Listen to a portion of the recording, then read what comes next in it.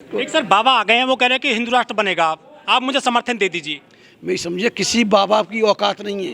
ये बाबा जितने भी हैं दे आर ऑल क्रिमिनल। जितने भी जो गेरुआ वस्त्र पहन के घूम रहे हैं ये छुपे हुए क्रिमिनल हैं। ये चोर डकैते लुटेरे हैं जो इस देश को करके अपने आप को बचाने के लिए ये साधु बन गए। ये साधु नहीं है, ये तो शैतान है। ये लेकिन लाखों लोग जा रहे हैं उनके दरबार में हर सप्ताह। ये देखिए जिस तरह से हज़ारों साल से जो यहाँ का जो तबका है, खासतौर से SC ST और OBC का तबका है, वो उतना ना समझ रहा। वो जैसे उन्होंने पढ़ाया वैसे ही मतलब उन्होंने किया। तो वो डरे हुए लोग हैं। वो नहीं जानते कि पता नहीं ब्राह्मण का प्रकोप क्या, उसका भगवान का प्रकोप। मैं नहीं समझता। चमत्कार कर रहे हैं सर वो।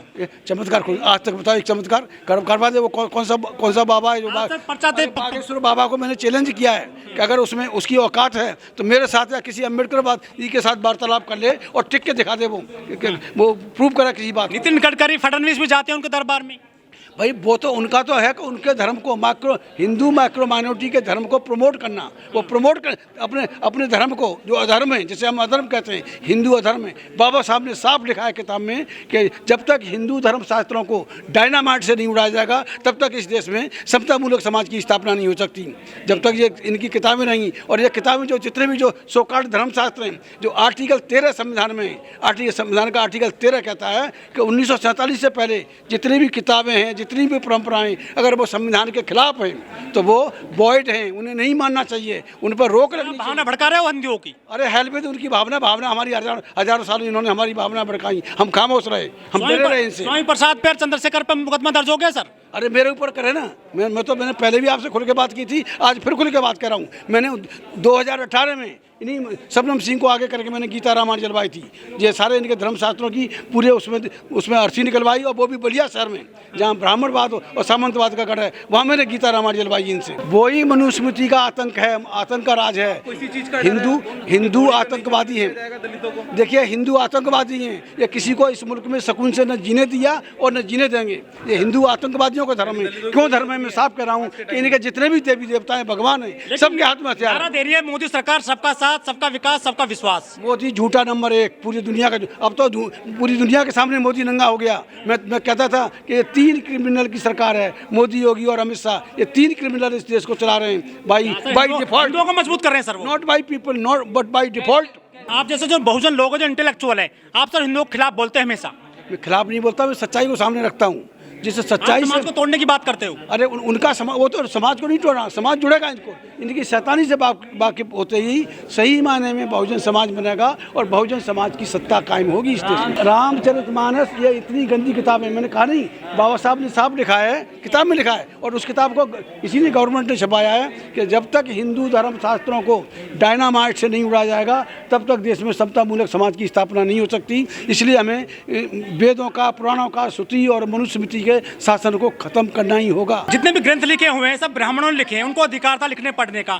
उनको पता नहीं था कि भविष्य में शूद्र पढ़ेगा, लिखेगा, विरोध करेगा। उन्हें नहीं मालूम था कि इस देश में डॉक्टर अम्बेडकर जैसा भी कोई पैदा होगा, और दलितों में पैदा होगा, अछूतों में पैदा होगा, जो इनको सबको उधेड़ कर रख देगा। आज जो रामायण को जलाने की बात हुई है, 18 में हमने पहली बार, ये हमारी जो राष्ट्रीय महासचिव में पहली बार इस दुनिया में पहली बार किसी महिला ने जो रामायण को जलाया। और अब देखिए, अब शुरुआत होगी, अब चर्चा हो रही है, अब मजा आ रहा है। बिल्कुल 4 साल पहले जो काम किया था हमने, जो काम नहीं कारनामा किया था, आज उसका रिजल्ट हमारे सामने। लेकिन जो परमहंस वो कह रहे हैं कि जो ये खिलाफ बोल रहे हैं ना, जो चंद्रशेखर हैं, इनकी जीभ काटो। अरे उसकी औकात हो तो मेरी जीभ काट के दिखा दे ना। कहाँ आएगा? मैं कहीं छुप के नहीं बैठा हूँ। चंद्रशेखर को तो वो तो मंत्री है, वो तो उसमें सिक्योरिटी में रहता है। मैं बिना सिक्योरिटी के रहता हूँ। अगर उसके बाप की औकात है, बाप से पैदा हुआ है, मेरी जीभ काट के दिखाए ना कोई यहाँ था हो।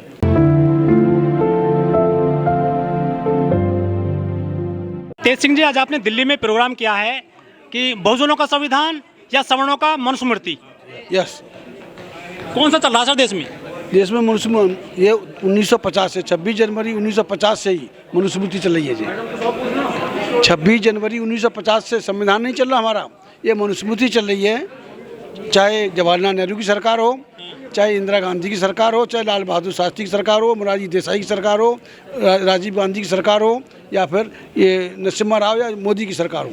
लेकिन तेज सिंह जी, यदि मनुस्मृति चल रही है तो दलित राष्ट्रपति कैसे बन सकता है? वो महिला राष्ट्रपति है आजकल, आदिवासी मुर्मू जी। ये आप अच्छी तरह जानते हैं, ये राष्ट्रपति कैसे और किसने बनाया है, समझ सकते हैं। वो दलित नहीं है, वो सही माने में दलित हैं, दलितों के नेता नहीं रहे ये कभी, चाहे रामनाथ कोविंद हों और ये तो मुर्मू को तो आप जानते ही हैं, कोई वो नहीं है। आप ईवीएम का विरोध कर रहे हैं, आप जैसे लोग ईवीएम का विरोध करते हैं जो इंटेलेक्चुअल है, दलित, SC ST OBC, लेकिन जो बड़ी बड़ी पार्टियां हैं, चाहे कांग्रेस हो, चाहे OBC की SC हो या SP BSP हो, वो सड़क पर क्यों नहीं आ रही हैं? तथाकथित बड़ी पार्टियों के नेता बेईमान हैं, और बेईमान ईमानदारी की लड़ाई नहीं लड़ सकता, बेईमान ईमानदारी की बात नहीं कह सकता। वो तो अपने आप को बचाने के लिए, अपने पैसों को बचाने के लिए वो कहीं भी सरेंडर करेगा, वो सरेंडर किए हुए हैं। योगी जी ने सनातन धर्म को राष्ट्रीय धर्म बता दिया है मंच से।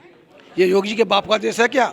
उसे मालूम है जो सनातन धर्म की बात कहने वाले वो मुश्किल से 10-12% है इस देश में। ये 90% वालों का धर्म चलेगा या 10-12% का वो राष्ट्रीय धर्म कैसे हो सकता है? संवैधानिक पद पर बैठे हुए हैं सर योगी जी। योगी जी बैठे, वो बैठने लायक नहीं है। ये तो चोर उचक के लोग हैं, क्रिमिनल लोग हैं। ये गलती से ईवीएम की वजह से ये क्रिमिनल लोग, मैंने बहुत पहले कहा था, जो आज BBC की जो आई है, डॉक्यूमेंट्री आई है, उसने मेरी बात पर मोहर लगा दी कि मैंने ये क्रिमिनल हैं, 3 इडियट्स हैं, 3 क्रिमिनल्स हैं। ये 3 क्रिमिनल की सरकार है इस देश में। ये सर फर्जी रिपोर्ट बताइए। फर्जी रिपोर्ट बताने से क्या है? बिल्कुल एक रिपोर्ट ये तय करें ना। सुप्रीम कोर्ट को चाहिए कि उसको जो BBC की जो डॉक्यूमेंट्री है जिसने बनाई है उसको नोटिस करा, उससे बुलाए, and he suppose to prove in supreme court. Dhirendra Shastri, इसके यहाँ पे जो पत्रकार भी जा रहे हैं बड़े बड़े, नतमस्तक हो रहे हैं सर। वो नतमस्तक कोई नहीं हो रहा। कर रहे हैं चमत्कार। अरे एक चमत्कार बता दो, वो मेरे साथ वार्तालाप करवा दो ना उससे।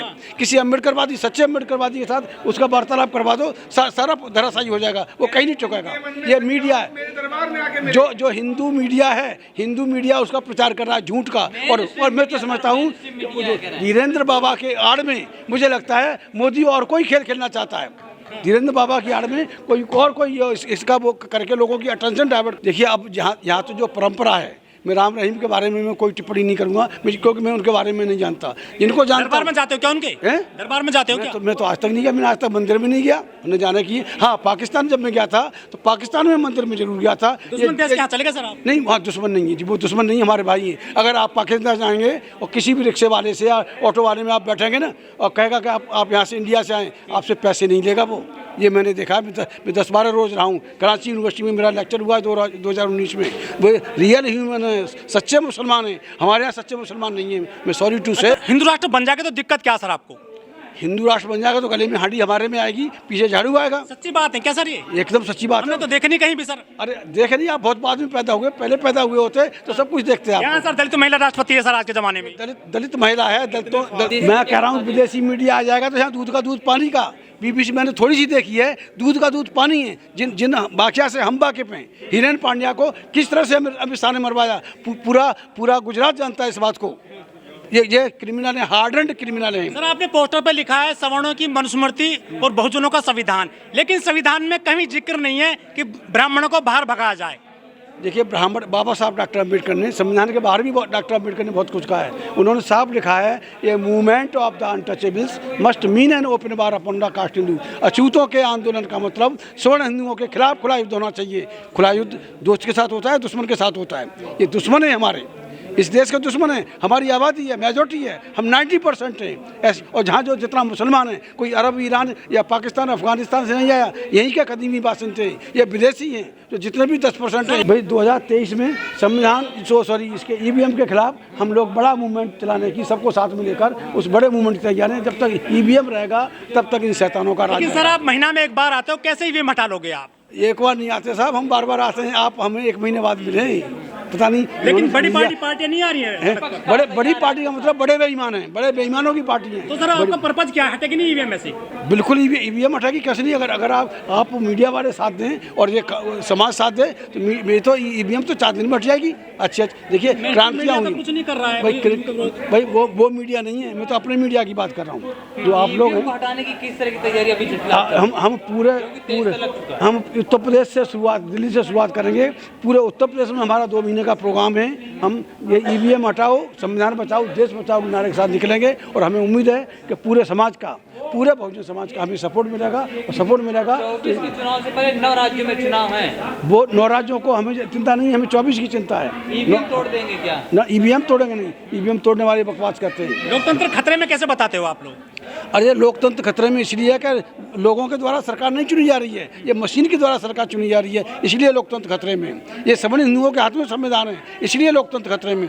जो जिस समाज का, ब्राह्मण क्षत्रिय वैश्य समाज का जो व्यक्ति अपने वोट से गांव का प्रधान नहीं बन सकता, शहर के किसी वार्ड का मेंबर नहीं बन सकता, अफसोस हमारी नासमझी और नालायकी की वजह से वो इस देश का ओबीसी हैं? ओबीसी आपके साथ हैं? हमारे साथ बहुत है ओबीसी। उनका आरक्षण खत्म हो गया, यूपी में हो तो एक बार भी सड़क पर नहीं आए। वो नहीं बोले, सबसे पहले महिला आरक्षण को जो लेके आए थे 1996 में, तभी भी हमने कहा था, लालू से बात हुई थी, मुलायम सिंह से बात की थी, भैया ऐसे ऐसे, तब ये उस आरक्षण के खिलाफ ये थोड़े मंदिर बन रहा है, इसकी क्या काट आपके पास में? वोट मिलेगा बड़ा मोटा बीजेपी को। मंदिर, लाखों मंदिर हैं, एक मंदिर और बन जाएगा, उससे हमें क्या फर्क पड़ता है? हमें तो अपने लोगों को मंदिर जाने से रोकना होगा। ये मंदिर नहीं, ये इनके धंधे के अड्डे हैं, ये अड्डे हैं, गैंग, इस गैंग के गिरोह के अड्डे हैं। आस्था के अड्डे सर, वो भगवान मिलते हैं वहाँ पर। आस्था नहीं है, ये तो लोगों को बहका कर अपने पेट को भर रहे हैं, अपना पेट पालने का धंधे हैं इनके। अब भाई वो नासमझी की वजह से है, जिस समाज को हजारों साल तक न पढ़ने दिया हो, न खाने दिया हो, न ढंग का कपड़ा पहनने दिया हो, उस समाज से आप अचानक कैसे उम्मीद कर जाएंगे कि रातों रात में वो अपनी मानसिकता बदल लेगा? पैदा नहीं हुआ सर। पैदा होंगे जी, पैदा होंगे, ऐसे नहीं है। अगर डॉक्टर अम्बेडकर पैदा हो सकता है तो और भी डॉक्टर, हजारों डॉक्टर अम्बेडकर पैदा होंगे, चाहे स्वामी प्रसाद मौर्य की शक्ल में हो, चाहे चंद्रशेखर की शक्ल में हो, चाहे भाई तेज सिंह की शक्ल में हो।